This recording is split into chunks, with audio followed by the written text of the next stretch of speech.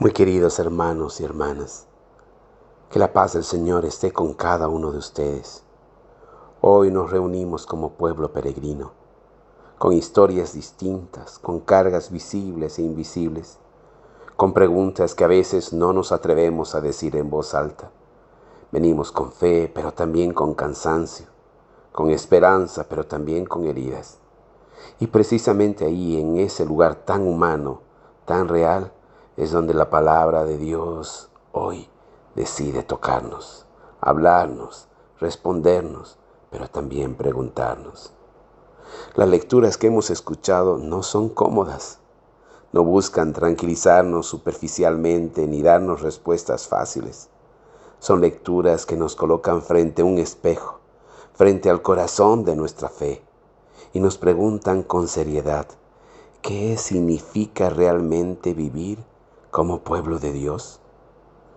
¿Qué tipo de vida agrada al Señor? ¿Dónde está la verdadera bienaventuranza? ¿Qué clase de sabiduría sostiene nuestra esperanza? Estas son las preguntas principales que recorren todas las lecturas de hoy, y trataremos de encontrar las respuestas que el mismo Señor nos ofrece. Comencemos con el profeta Miqueas. El texto que escuchamos es casi un juicio, una escena solemne donde Dios convoca a su pueblo y le recuerda todo lo que ha hecho por él. No es un Dios distante ni indiferente, es un Dios que busca que recordemos que el Señor ha hecho grandes cosas por nosotros. Busca que el pueblo recuerde esta historia, compartir este vínculo de amor. Pueblo mío, ¿qué te he hecho? Es esa pregunta casi especial, dolorosa, que sale de los labios de Dios y que resuena no solamente en el pueblo de Israel a quien iba dirigido esta pregunta, sino también a nosotros. ¿Cuántas veces nuestra vida, nuestras actitudes son una respuesta de desprecio, de abandono? Y esta pregunta, ¿qué te he hecho?, no es la pregunta de nosotros a Dios, es la de Dios hacia nosotros. El Señor solo nos ha llenado de bendición toda nuestra vida. Y en los momentos más difíciles, donde hemos pensado que Él nos ha abandonado, es cuando más cerca de nosotros ha estado. Y por eso esta pregunta resuena con tanta fuerza. Pueblo mío, ¿qué te he hecho? No es un reproche violento. Es la voz de un Dios herido por la incoherencia de su pueblo, pero sigue buscando una relación con Él. Dios no se cansa. Nosotros podemos dejar a Dios, pero Dios jamás nos va a dejar a nosotros. En la lectura encontramos cómo el pueblo de Israel confundido se responde con una pregunta que puede parecer hoy en día tan distinta, tan extraña. ¿Con qué me presentaré ante el Señor? ¿Con sacrificios, con holocaustos, con miles de carneros? Es decir, ¿qué ritual, qué gesto religioso, qué acto externo será suficiente? La respuesta del profeta es clara, contundente, y cómo nos llama hasta el día de hoy. Se te ha dicho lo que es bueno, practicar la justicia, amar la misericordia y caminar humildemente con tu Dios. No dice, por lo tanto, que hay que multiplicar ceremonias y gestos externos. No dice que hay que perfeccionar discursos ni aparentar santidad. Dice justicia, misericordia y humildad. Tres palabras que atraviesan toda la palabra de Dios, toda la Escritura, toda la Biblia, y que hoy siguen siendo el termómetro de nuestra fe. Porque podemos decir que creemos, pero si no hay justicia en nuestras relaciones, si no hay misericordia en nuestras relaciones, si no hay humildad en nuestro caminar, nuestra fe se vacía de sentido. Y simplemente tenemos palabras que son sonido, tímbalos que resuenan. El Salmo 15 vuelve a retomar esta misma pregunta, pero nos entrega otra imagen. Señor, ¿quién puede habitar en tu monte santo? La respuesta no habla de títulos religiosos, no habla de privilegios espirituales, habla de una vida íntegra. Quien actúa con rectitud, quien dice la verdad de corazón, quien no daña al prójimo, quien no se aprovecha del débil, este puede habitar en la casa del Señor. Aquí nos muestra la palabra de Dios que nosotros necesitamos vivir una espiritualidad que no está mirando el cielo, sino una espiritualidad encarnada como el Verbo de Dios que se hizo carne, que habitó entre nosotros. Tenemos que vivir una fe que es concreta, que aparentemente parece rutinaria cuando pensamos que la palabra rutina es dañina y en realidad en el tiempo ordinario, lo hemos dicho anteriormente, estamos llamados a vivir extraordinariamente. Es la santidad de la vida diaria. Entonces, podemos preguntarnos, no con culpa, sino con honestidad, ¿qué tipo de cristianismo estamos viviendo? ¿Qué tipo de discípulo soy yo? ¿Soy uno que se queda en el templo? ¿Soy uno que se coloca un traje los domingos y un título que dice soy creyente? ¿O soy una persona que expreso mi fe en la calle, en la familia, en el hogar, en el trabajo, en mi manera de tratar a los demás? Porque la palabra de Dios nos recuerda que no hay verdadera comunión con Dios si no tengo una comunión con el prójimo. San Pablo vuelve a sacudirnos todavía más en su primera epístola a los Corintios. Nos habla de la cruz. Y no de esa cruz decorativa, romántica que tenemos aún en nuestras iglesias, en nuestro propio cuerpo, en nuestros hogares. Esa cruz que es preciosa, que es bonita, que tiene diseño, que tiene detalle, que está hecha de metal o está hecha de madera, pintada hermosamente. Esa cruz que no levanta escándalo y nos recuerda que en cambio sí era escándalo y locura en los tiempos de Jesús. Una cruz que para el mundo, dice Pablo, no tiene sentido. No es éxito, no es poder, no es triunfo. Pero para quienes tienen fe, para quienes creemos, la cruz es la fuerza y la sabiduría de Dios. Esto va contracorriente, es contracultural, porque vivimos una sociedad que valora la fuerza, la eficiencia, la imagen, el reconocimiento. Nos educan para ganar, para destacar, para ser los primeros. Y en medio de ese mundo, Dios elige lo débil, lo pequeño, lo despreciado. Elige lo que no cuenta para confundir a los que se creen importantes. Dios elige la cruz. Y esto nos cuesta tanto comprender. Y hacemos de todo para encajar en un mundo que cada vez pide más y más. Y entramos en tanto consumismo, materialismo, en este lenguaje de poder, de ser más, de brillar más, que nos olvidamos de esa palabra, el que quiera ser primero, sea el último y servidor de todos. Pero es que esto es tan difícil, esto es tan complicado y muchos dicen hasta imposible de vivir. Y es por eso que hoy tenemos que recordar que el Señor nos pide ser honestos, no estar con caretas, con máscaras, para tratar de conquistar a las personas, al mundo, a todos aquellos que aplauden lo que es magnífico, maravilloso. Y no es que esto tenga algo de malo, pero el Señor nos pide vivir nuestra realidad. ¿Y cuál es nuestra realidad? Todos, aunque queramos aparentar algo diferente, somos frágiles.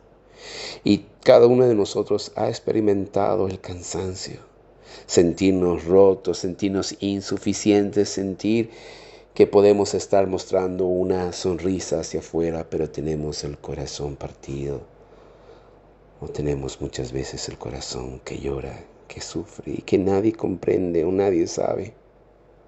Tal vez hoy, querido hermano, querida hermana, te sientes débil y el mundo te ha hecho creer que eso te descalifica, te pone en el último lugar. Pero Dios quiere decirte, ahí, precisamente ahí, Cuando te sientes débil, entonces puedo manifestar mi gracia. Y entonces, como repite San Pablo en otro lugar, cuando soy débil, entonces soy fuerte. Y esto no porque el sufrimiento sea bueno en sí mismo, sino porque Dios no huye de nuestra fragilidad. Dios habita en nuestra debilidad, porque Él es nuestra fortaleza. Y así llegamos al corazón de la palabra de hoy, al mensaje profundo y otra vez contracorriente, contracultural que encontramos en el Evangelio, las bienaventuranzas. Dichosos, bienaventurados, alegres.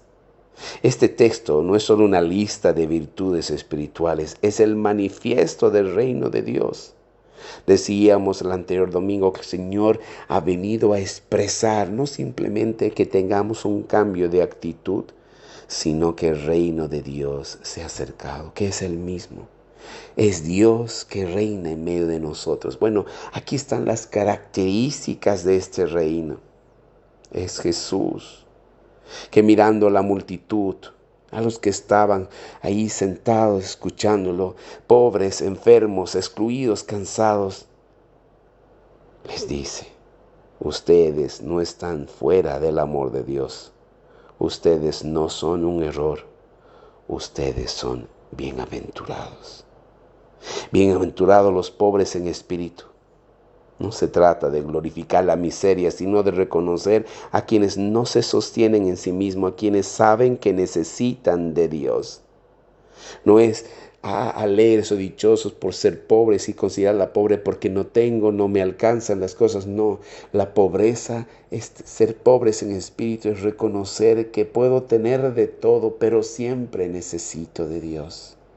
Es reconocer que puedo haber avanzado mucho en la oración, en el conocimiento, en la palabra, tener cualquier título o experiencia en la iglesia, pero eso nunca en toda mi vida me tiene que llenar de orgullo, sino al contrario, más crezco en el Señor, más me doy cuenta de la necesidad que tengo de Él. Bienaventurados los pobres en espíritu. Bienaventurados los que lloran. Jesús no les dice dejen de llorar, les dice su llanto no es ignorado, será consolado. Muchas veces dejamos que la pregunta que salga de nuestro corazón ante tantas circunstancias, la pregunta de amargura, de reclamo, de rebelión, ¿por qué? ¿Por qué, Señor? Como si Dios en su voluntad quisiera que suframos, que lloremos, que tengamos problemas, dificultades, y a veces nos creemos esta mentira. Dios nunca nos manda el dolor. Él es Padre. ¿Acaso nosotros vamos a hacer sufrir a nuestros hijos? Y nosotros tenemos pecado, tenemos error. Y a pesar de eso, tratamos de entregar a nuestros hijos lo que consideramos lo mejor. ¿Cómo crees tú, querido hermano, querida hermana, que Dios va a mandar algo malo, doloroso a sus hijos? Muchas de las cosas que suceden, por no decirlas todas, provienen de la libertad de una persona. Y Dios nos ama tanto y nos cuesta comprender esto, que Él respeta la libertad, porque la libertad del bueno y del malo deben ser verdaderas, si no seríamos marionetas. Bienaventurados los mansos, los que no responden con violencia, los que no viven desde la imposición. Bienaventurados los que tienen hambre y sed de justicia, no de venganza, no de poder, sino de justicia verdadera. Recordar que justicia, inclusive en el lenguaje bíblico, es salvación, no que nosotros confundimos con venganza. Así, una a una, las bienaventuranzas van dibujando el rostro de un reino que no se parece en nada a los reinos de este mundo. Un reino donde la misericordia es fuerza, donde la pureza de corazón es claridad interior, donde la paz es una vocación y donde incluso la persecución, cuando nace de la fidelidad al Evangelio, no es derrota, sino comunión con Cristo. que nosotros estamos acostumbrados a los aplausos, a los reconocimientos, a que todo sea grande y maravilloso, porque estamos siguiendo al Señor. Todo debe estar perfecto porque estoy con Dios, no debo tener ningún problema y las personas deben comprenderme, admirarme, seguirme. Y es todo lo opuesto, empezando del mismo. Y los apóstoles y los sucesores de los apóstoles hasta el día de hoy. El Señor nunca nos mintió. Somos nosotros que queremos creer a los que nos mienten. El Señor nos dijo, el que quiera seguirme, tome su cruz, niéguese a sí mismo y sígame. A veces pensamos que si nosotros seguimos el camino de Dios, todo va a ser perfecto. No, lo que el Señor nos dice, que en todo el camino, el proceso, cada día y en cada etapa, Él estará con nosotros. Y si Él está con nosotros, ¿quién contra nosotros? No es ausencia de problemas, es que el Señor permanece. Él es nuestro escudo, nuestra fuerza, nuestra roca, nuestra salvación. Queridos hermanos y hermanas, Jesús no está con esto idealizando el sufrimiento. Está proclamando que Dios está del lado de quienes el mundo deja al margen, de quienes el mundo pone a un costado. ¿Cómo puede ser bienaventurado un pobre? ¿Cómo puede ser bienaventurado un manso? ¿Cómo puede ser dichoso quien sufre? ¿Cómo puede ser dichoso quien es perseguido? Pero no, esto va en contra de todo lo que se nos ha enseñado, de cualquier tipo de publicidad que vemos en el mundo. No, esta no es una lista de alegrías. Va en contra de lo que el mundo dice. Dios está diciendo que la felicidad no está en acumular, en dominar o aparentar, sino en vivir desde la confianza, la compasión y la entrega. Y es por eso que aquí encontramos esta sintonía perfecta de todas las lecturas. Miqueas nos habla de justicia, misericordia y humildad. El Salmo nos describe una vida íntegra. Pablo nos recuerda que la cruz es aquella que nos muestra la verdadera sabiduría, y Jesús nos muestra que el reino comienza en los corazones quebrados que se abren a Dios. Este mensaje de hoy es profundamente maravilloso, aunque hay que reconocer que va contra todo lo que nosotros pensamos y creemos, es más, contra todo lo que aprendemos en toda nuestra vida.